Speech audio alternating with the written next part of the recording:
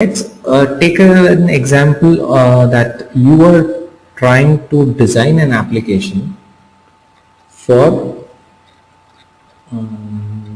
Okay, let's say you are a company or you are running a company which takes up projects, client projects, and works on those. Fine. So you are a company, you take up projects and you work on those. Okay, you take up the projects and work on those. You have a few consultants in your company and they work on the projects, right? So you want to use Salesforce for tracking all your projects.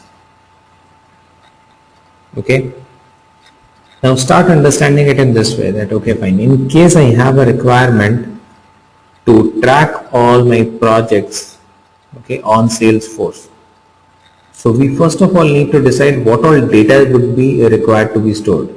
Okay, and based on that you start building your data model. Okay, so we'll just take this simple example that there is a company which takes up the projects from the clients. They have their consultants who work on these projects. They want to maintain all these projects thing. I have told you earlier that Salesforce is now not just a CRM thing. It can be used for maintaining employees details, vendor details, asset, financial, receivable, payable, whatever. So now today let's work on a small application where we design a project management application on Salesforce where you can maintain your projects. Okay. The moment you start designing an application, first thing that you need to do is open an Excel sheet. Okay. Now before we start creating anything on Salesforce, we need to do a little bit of planning, right? So what all objects we need to design, what all fields we need to design and all, right? So open an Excel sheet. First thing, that this project management app, let me call this as a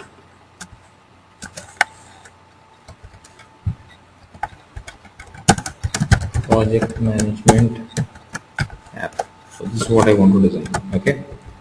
What all data I need to store here? First thing, I need to store projects. Okay. So we need to create a table to store information of all the projects that we have. First thing. Now the moment you put it like this, I would want you to also list down the fields that you need to store in projects. So it's fine that you're creating an object for projects, but which all fields you need to store. Let's say ID of the project, if name is there, name of the project, start date,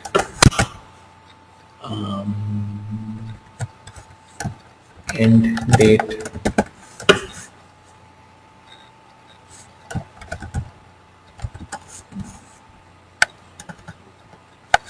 estimated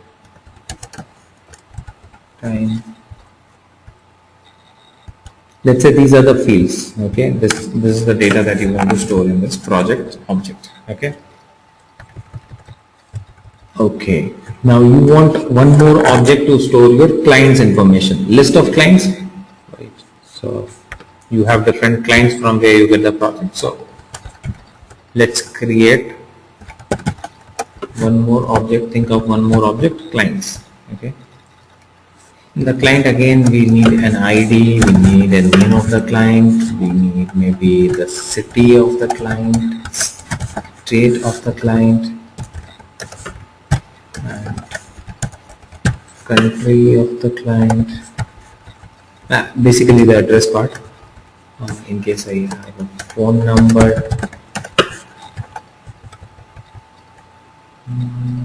Yep.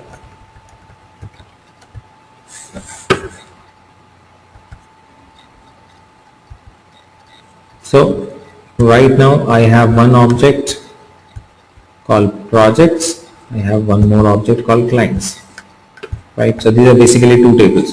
So this is what needs to be created in the backend. One more thing I need is list of consultants, people who work for me on the projects. So let me create a small table here.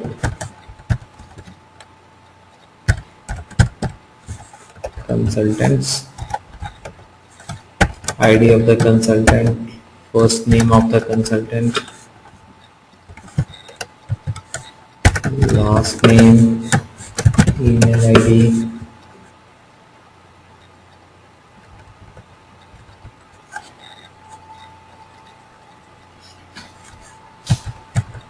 first name, last name, email ID, let's say a phone number also.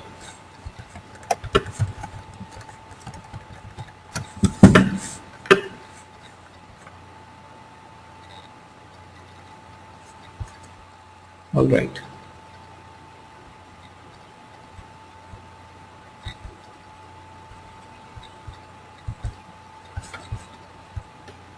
So initially what we see that for this project management app, for us to create this project management app, we require three objects, right?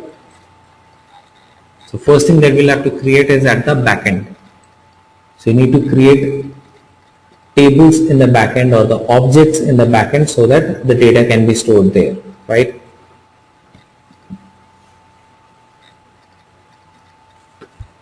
After creating the objects, what needs to be done? We need to create the fields.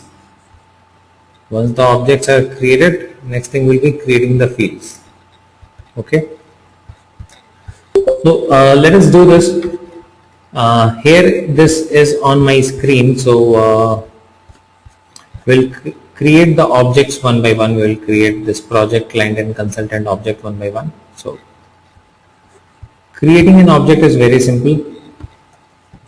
You just need to, I'm just writing it down here as well. You just need to go to setup, need to go to create, and then need to click on objects. That's it. After that you need to say new custom object. Okay. Creating field is same, but there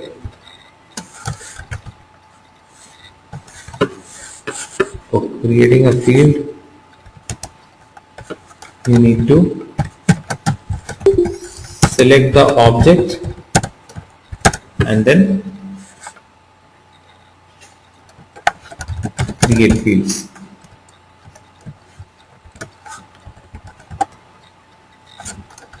Records we have already seen. How do we create records? Right.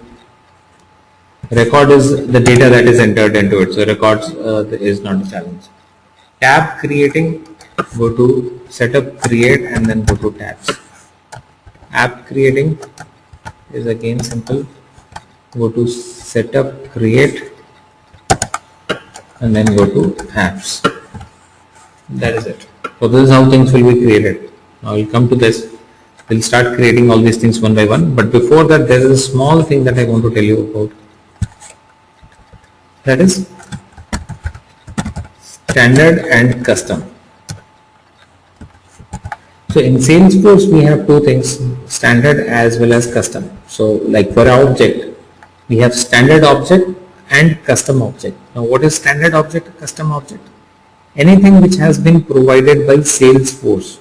Okay, so when you log into Salesforce, you saw that there are so many objects which are already there, right?